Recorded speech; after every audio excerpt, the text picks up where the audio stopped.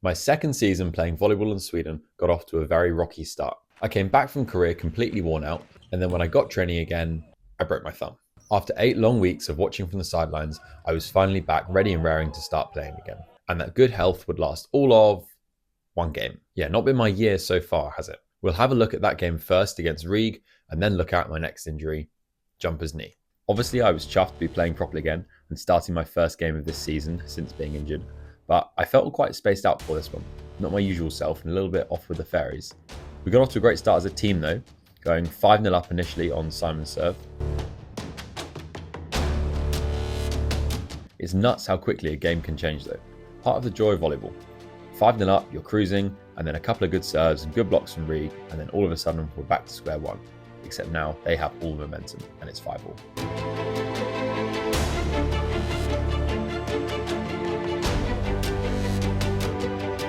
Good defense can make such a massive difference mentally. You finally get that perfect pass, great set, and brilliant attack away, and you think that's it, we're back in business, when the libero makes a great dig, and then they win the point.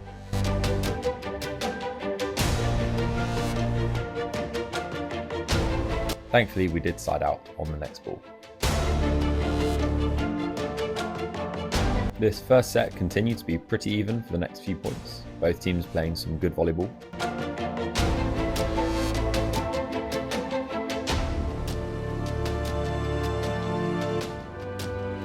Things just weren't quite clicking for us as a team though, and Riga started to edge away as we got towards the end of the first set.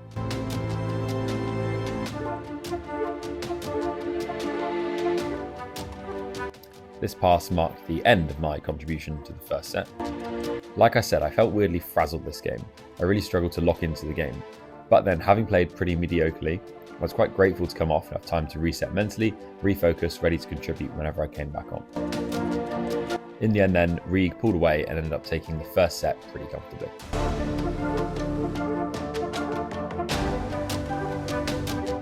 I was back on again to start the next set and was playing and feeling a lot better. Again, a fairly even start, although we were having to work very hard to put the ball away, relying on a lot of good spikes like this. This is a great rally coming up. Every attack finding the block, and it's a mix of good cover and good defense on both sides, until the ball finally finds its way to Adam and he finds a way through the block.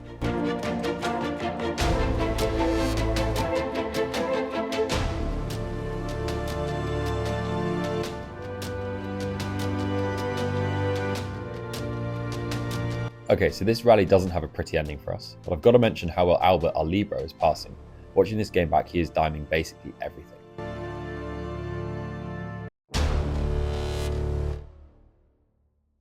Told you. After getting off to a good start, Riga are starting to reel us in, and with this missed spike from me going long, they draw level. I am happy with his response after the error though. The ball comes back to me and it's a 2-point pass, so up against the big triple block, and managed to find the line with the cut shot. It's been a tight set and Riga the first team to get to a set point, but we side out to make it 24s. Massive point now coming up. With Koichi back to serve, we take Carl the setter off to have a bigger block. So we've got Albert the libero setting, and it's a bit of a bonkers rally. He slightly bongles this set by putting it a bit too tight, but then makes up from it with some amazing cover, and then Koichi dives to get this ball back up, and it's a free ball over for Riga. Riga attack back now, and it's a great block touch, but unfortunately we have a free ball and we can't capitalise because we don't have a setter. Albert doing his best to try and lose the block. Adam swings, but unfortunately gets housed. So Riga going up 25-24. At the second time of asking, unfortunately Riga do take the set point this time. They're looking for hands, or maybe just miss hitting it. Now we're 2-0 down. Third set is underway now. I haven't played my best up to this point, so very justifiably make way for Albin to come on outside.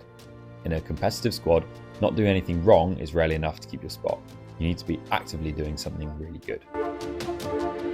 A combination of good blocking and then clean side out saw Riga take an early lead in the third set.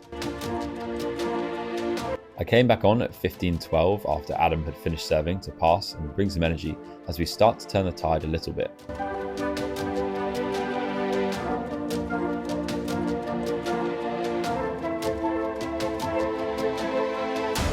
We've had a setter and opposite double sub, so we still have a backcourt setter, and it's a nice pass here from me, but a good dig from Riga. Not sure what happens with this set, but whatever. We get a free ball, and very sensibly, Pontus sends it over to Albin, who is well and truly on the roids now. Killed the last 3 balls he's hit. Albin continuing to deliver the goods, this time from passing, trying to get us back in the set, although we now look like scoring things with a few hitting errors starting to creep in. 22-23 down, but there's always hope when Koichi is at the baseline.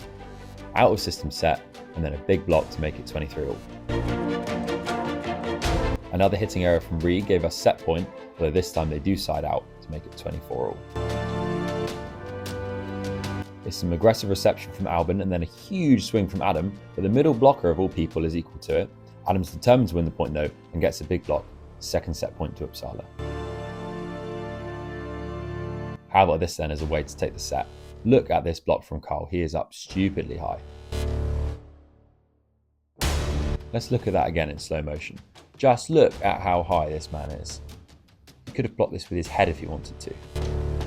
Into the 4th set now, and alas, we had another very slow start and were comfortably down. I came back on at 13-7, having started on the bench. I mean, I got the block, but honestly, it kind of hurts my eyes looking at how bad my blocking footwork is, but never mind, we move. We weren't having a good day though, to be honest, but Reek were also playing some good volleyball. Our fortune wasn't to change, and we got cuffed in the rest of this set. The only highlight being this absolutely mensonic play from Pontus, baiting the block, pretending he's going to set, and then pulling his hands away. I love to see this. He really does sell it, to be fair to him, but yeah, we lost. The next week, back in training after that match, I was in trouble. My knee had started to really hurt, and then even when there wasn't any pain, I didn't feel like I could jump very high. After training one day, I'd then have to stay down and not jump the next day because my knee just couldn't hack jumping on consecutive days. The starting spot for left sides in our team was really competitive, so even though after having come back from my broken thumb, I'd managed to quite quickly get in the first 6, now I was only playing properly in every other session. Not surprisingly, I quite quickly found myself back on the bench. Realistically, the smart thing would have been to recognise and accept that I have a proper injury and I can't keep trying to play through it, I'm just going to make it worse. I need to take a step back, rest, properly rehab it, and then come back when fully fit. However, I'm not very smart, so I didn't do that. To be fair to myself, having just missed the first third of the season out with a broken thumb, I was just really desperate to play, and truthfully probably a little bit in denial about how bad it was. So I kept on playing through the pain, just hoping it would magically go away or I'd play well enough despite being injured to still get in the first 6. Question is then, how do we end up here? I started playing volleyball when I was 12, and when playing as a junior, never had any knee pain. I think basically this is because I was really skinny and light, and I also didn't jump very high, which means the force and load on my knee when landing would have been really low. Either way, I managed to get up to my last year playing in Sheffield when I was 23 before I ever had any knee pain. By that point, I'd taken volleyball a bit more seriously, so I was gymming 4 times a week on top of training just as much, and then occasionally I would get the sharp pain in my knee, which was quickly diagnosed as jumper's knee, or patellar tendonitis. I only really got pain when I was in the gym trying to lift heavy, and even then it was only once every few months, so from my perspective at the time, it wasn't really a problem. However, with the understanding that I have now, I think it would have been affecting me in ways I wasn't realizing. What usually happens is before I get pain, it will be the case that I find I'm not jumping nearly as high as normal. I think what's happening is my body is sussed that my knee is knackered and can't take anymore, so it's kind of putting the brakes on me and stopping me jumping as high so that the load when landing is much lower. So in hindsight, even though I wasn't in pain, I probably was actually being affected quite a bit in not being as explosive. Anyway, jump forward a year and the story was pretty much unchanged. My first season at Uppsala, I missed 1 game from my knee seemingly randomly hurting. Again, I say randomly because it felt like it at the time, but in hindsight, it's pretty obvious why this was the case. I was weak. I never gymmed enough when I was in the UK, and now I'd moved abroad and was playing and training at high intensity with more load on my knee. And even though I was now gymming loads and working hard to prehab my knee, it was too little too late, and something was bound to give way. I managed to squeak my way through the rest of the first season without too much trouble, and I think then maybe got a bit complacent that everything would be okay. And I was wrong. That first season would soon catch up with me, and I think the complacency from not having had that much pain meant that instead of working my arse off over summer in the gym, prehabbing my knee to make sure it didn't happen again, I was out playing golf, drinking beer, and having a good time with my friends. Then coming back to Sweden in August, we had a pre-season with really, really high load, which I didn't hold back from because I was conscious of making a good first impression with the new coach. As an aside, I think there's quite an interesting point here to consider if you are a coach. If you ask your players to do a drill that's both a bit of a willpower test because it's really hard work, but also involves loads of jumping, I think you're playing quite a dangerous game. Especially if you're a new coach and players are going to want to make a good first impression. They don't want to be seen as quitters, so will keep going, potentially at the expense of their joints. Of course, you could just say, well, they're stupid. If they know the load's too high, then they should just speak up. But I think, especially with a new coach, if you don't know what their views are on load management and their perspective on injuries, that can be easier said than done. I think it's why communication of expectations of a drill and what the purpose is really important. Simon Sherman put it best and said after we'd done what felt like hours of jumping over hurdles, guys, if this was the middle of the season, I guarantee almost all of you would have said, this is too much jumping, it's going to ruin my knee. But you haven't because it's the start of the season and you want to make a good first impression. And he was completely right. I definitely should have spoken up and said, this is too much. On the plus side though, it's a good lesson I've learned from when I'm coaching to not put players in a position where they feel like they need to risk injury in order to get court time. Anyway, after this, I was off to the career with the England team where I faced a similar problem. I didn't have too much pain in my knee, but I really wasn't very springy. However, upon returning to Uppsala, I almost immediately broke my thumb in training, which meant I then had 8 weeks of rest. So when I came back after those 2 months of rehabbing my knee loads in the gym and resting, not having to jump very much, I felt fantastic. I felt really springy and jumping high, and I didn't have any knee pain. It was then that I learned another very valuable lesson, which was when you're coming back from having not jumped for a while, don't go from 0 to 100 overnight. Ease back into it, or don't have such a long period where you're not jumping at all. Still do a little bit of jumping even when you're resting. I think this going from 0 to 100 is basically the straw that broke the camel's back. And after that, my knee went, nope, I'm done, sod this. And that's when I couldn't string 2 sessions together in a row where I'd be jumping. What now then? Well, like I said, what I should have done was rest properly, but I was impatient and wanted a quick fix that meant I'd be able to keep playing and try and rehab my knee at the same time. Miraculously though, I kind of found one. I'm sure a lot of you watching have heard of Ben Patrick or knees over toes guy. I've been doing some of his exercises as part of my rehab and they've generally helped a bit, but there's one thing he suggested that turned out to be a bit of a silver bullet. It took me from jumping every other day at training and not very high at that to feeling almost like my old self, jumping every day more or less without issue. And that was something called flossing. The gist of it is basically you get this stretchy band, wrap it around your knee to restrict the blood flow, then do a load of exercise to stimulate blood flow to your knee for a minute or so. Obviously the blood can't get in, so then when you take it off, the blood all rushes back in one go.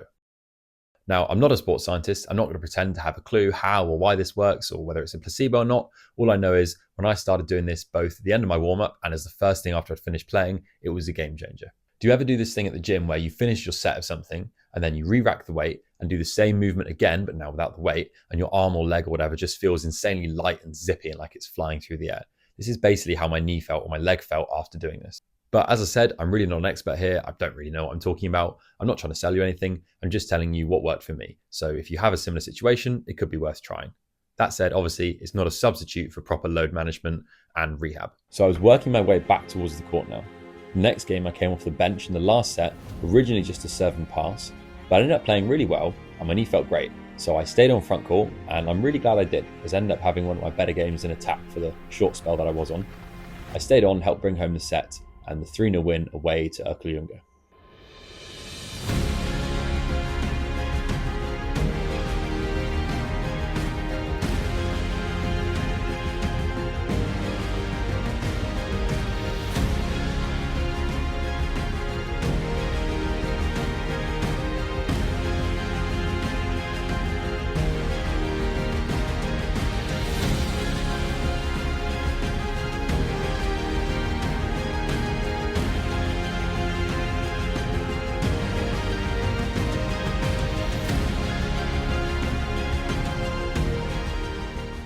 We'd also won the previous game I'd watched from the sidelines, home to Södertälje, so now I'd won 2 from our last 2. The last 2 games of the year before Christmas, we'll be playing the top and bottom teams in the league back-to-back Saturday, Sunday.